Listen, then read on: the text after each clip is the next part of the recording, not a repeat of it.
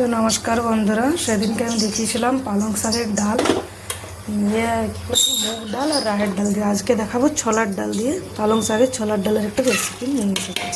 ছোলার ডাল আমি 1 ঘন্টা আগে ভিজিয়ে নিয়েছিলাম, খুব ভালোভাবে ভিজেনি, তবু হালকা ভিজেছে। আর খুব ভালোভাবে ভেজার কোনো দরকারও নেই, কেন কি এটা সিদ্ধ হবে। দিয়ে দিলাম গরম জল আর দিয়ে দিচ্ছি নুন, দিয়ে এটাতে 1 সিটি আগে দিয়ে দেবো, হাফ সিদ্ধ করে নেবো, তারপরে পালং শাক দেবো। আগে দিয়ে দিলে পালং শাক অনেক গলে যাবে। এই যে এখানে সিটি লাগিয়ে নেবো। আর এখানে আরেকটা রেসিপি শেয়ার করছি, ফুলকপি আলু ভাজা।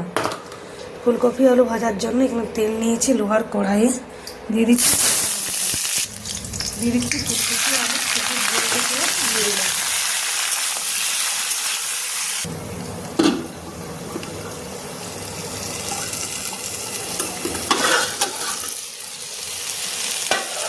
মাঝে আমি আবার চেক করেছিলাম, এখানে দিয়ে দিচ্ছি হলুদ গুঁড়ো,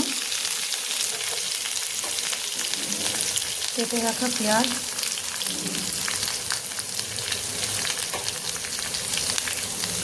দিয়ে দিচ্ছি স্বাদ মতো নুন।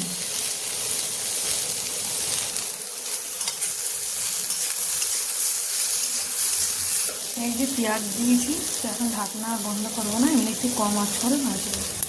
এখানে ডালটা দেখো হাফ সিদ্ধ হয়েছে, এই দেখো পুরো সিদ্ধ হয়নি। এই যে ঠিক শাকটা দিয়ে আবার সিটি মারলে পুরো সিদ্ধ হয়ে যাবে। দিয়ে দিচ্ছি হলুদ গুঁড়ো। আর এখানে দেখুন পালং শাক কেটে ধুয়ে রেখেছি, দিয়ে দেবো।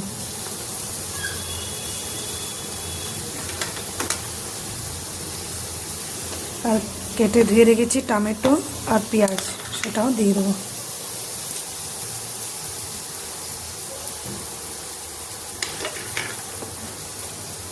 এই যে শাক, টমেটো, পেঁয়াজ সবই দিয়ে দিলাম, আর একটু জল দিয়ে দেবো, আবার সিটি মারিয়ে নেব।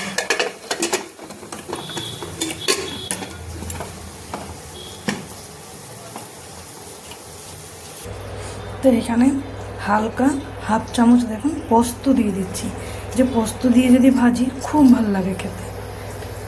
মানে এটা যখন মোটামুটি পুরো 80% ভাজা হয়ে যাবে তখনই পোস্তটা দিতে হবে। ফির আরেকটু ভেজে নিয়ে নামিয়ে নিলে হবে। ভাজাও প্রায় হয়ে গেছে, কিন্তু তবু আরেকটু ভেজে নেব, আর একটু ভাজাটা লাল হবে। তো এখানে দেখুন ফুলকপি আলু ভাজা পুরো হয়ে গেছে। তো রুটির সাথে, ভাতের সাথে, সবার সাথে খেতে ভালো লাগে। এখানে প্রেসার কুকারে দেখুন একদম সিটি হচ্ছে, 5টা সিটি মেরে। এই যে এইটা হলো সিটি, তখন সিসি করছিল সিটি, 5টা সিটিয়ে আমি বন্ধ করি। তো ডাল সিদ্ধ তো হয়ে গেছে, তো এখানে ঘি দিয়ে ডালটা ছকে নিচ্ছি। দিয়ে দিচ্ছি একটু গোটা জিরা আর একটু হিং দিয়ে দিচ্ছি। এবার রসুন আর কাঁচা লঙ্কা দিয়ে দিচ্ছি, একটু কাশ্মীরি লঙ্কার গুঁড়ো। তো দেখুন ডালে পেঁয়াজ আর শাক খুব ভালোভাবে সিদ্ধ হয়ে গেছে। দেখা ডালটা এইভাবে একটা গলে যাবে। দেখো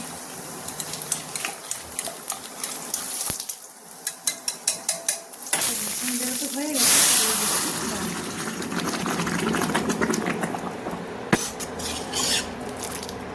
কি সুন্দর ডাল হয়েছে দেখুন, যত দেখতে সুন্দর তত খেতেও টেস্ট।